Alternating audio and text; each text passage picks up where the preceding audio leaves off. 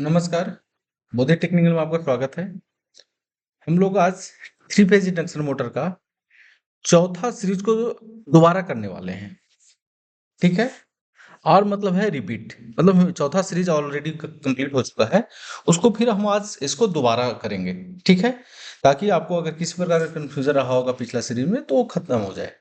ठीक है, तो आज जो हम सीरीज जो चौथा सीरीज है उसमें करेंगे एसी मोटर का वर्गीकरण, क्लासिफिकेशन ऑफ एसी मोटर। इसमें देखेंगे एसी मोटर कितने प्रकार का होता है। इस जो सीरीज है, इस सीरीज से बेसिकली लाभ जो ये होने वाला है कि आगे हम कौन कौन सा चैप्टर पढ़ाएंगे और उस चैप्टर में जो कौन कौन सा मोटर पढ़ाया जाएगा वो क्लियर होने वाला है। ठीक है, तो चलिए शुरुआत करते हैं आज का प्रश्न से। आज का प्रश्न है कम्यूटेटर का प्रयोग डीसी मोटर में या एसी मोटर में किया जाता है, वो आपको जवाब देना है। ठीक है, आज का प्रश्न क्या है, डीसी या कम्यूटेटर का जो प्रयोग होता है वो डीसी मोटर में होता है या एसी मोटर में, उसको जवाब देना है। अगर कौन आता है तो कमेंट बॉक्स में जाकर के आपको जवाब देना है, अगर नहीं आता है तो इसके वीडियो के अंत में हम बताने वाले हैं। तो चलिए शुरुआत करते हैं आज का सीरीज।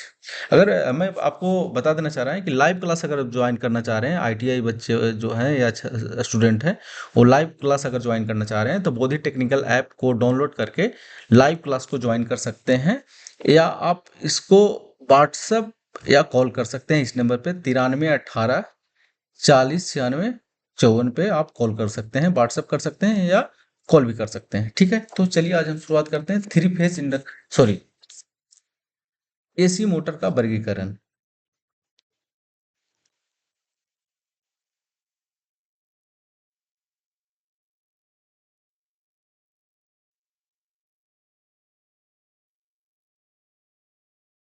ठीक है, क्या देखने वाले हैं, एसी मोटर का वर्गीकरण।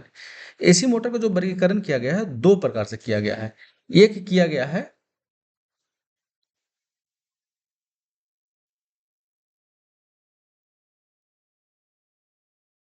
मोटर इंडक्शन मोटर या नन सिंक्रोनस मोटर। इसको क्या बोला जाता है, इंडक्शन मोटर को नन सिंक्रोनस मोटर।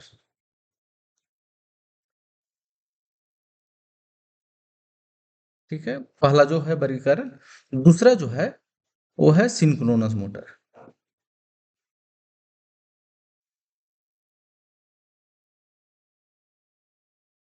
ठीक है, पहला जो है इंडक्शन मोटर जिसको बोला जाता है, और दूसरा को बोला जाता है synchronous motor.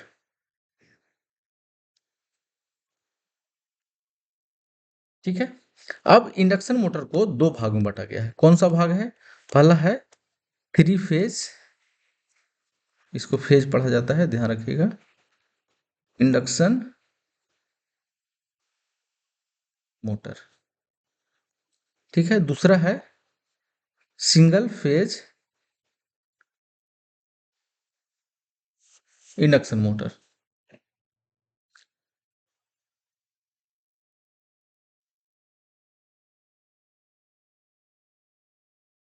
Three phase induction motor है उसको दो भाग में बांटा गया है। पहला जो है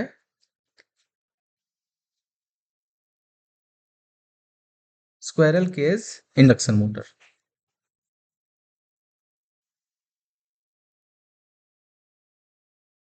ठीक है, दूसरा जो है स्लिप रिंग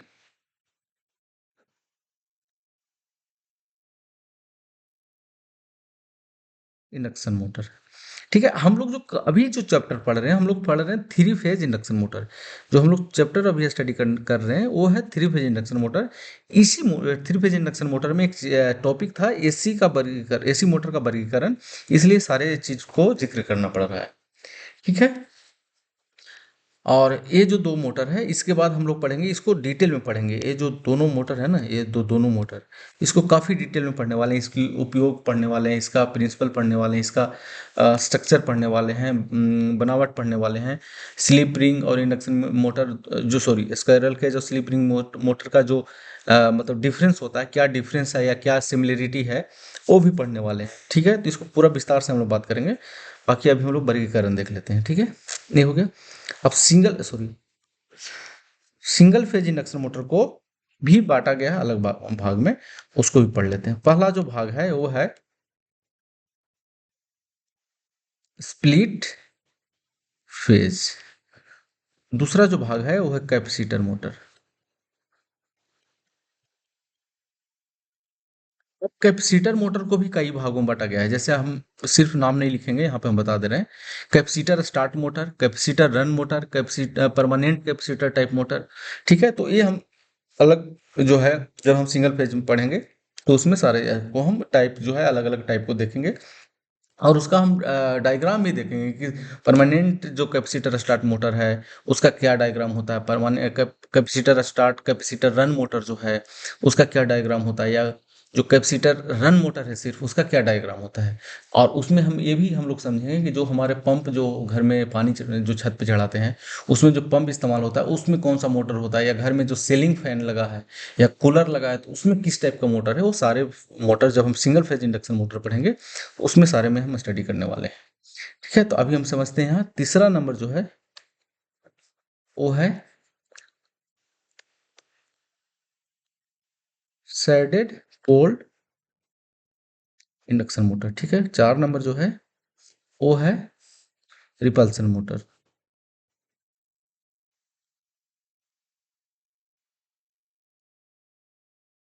ठीक है, ये जो टाइप है ये है सिंगल फेज इंडक्शन मोटर का टाइप है। ठीक है, अब हम एक और जो है इसमें 5 नंबर जो हम कह सकते हैं जिसको, वो है single phase slip ring motor.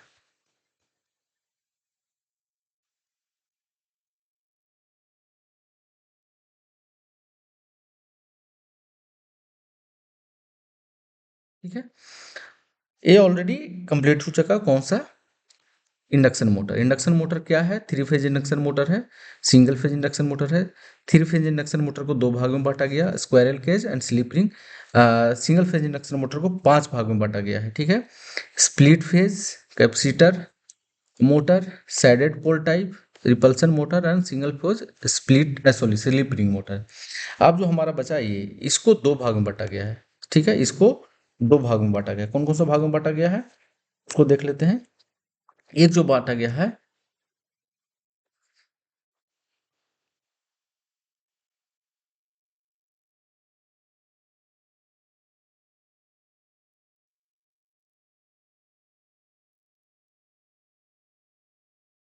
तुल्यकालिक का जो इंग्लिश में बोला जाता है सिंक्रोनस मोटर है, सिंक्रोनस बोला बोला जाता है, क्रोनस। ठीक है, मोटर। और दूसरा जो बोला गया, दूसरा जो टाइप है इसका ऑटो टाइप।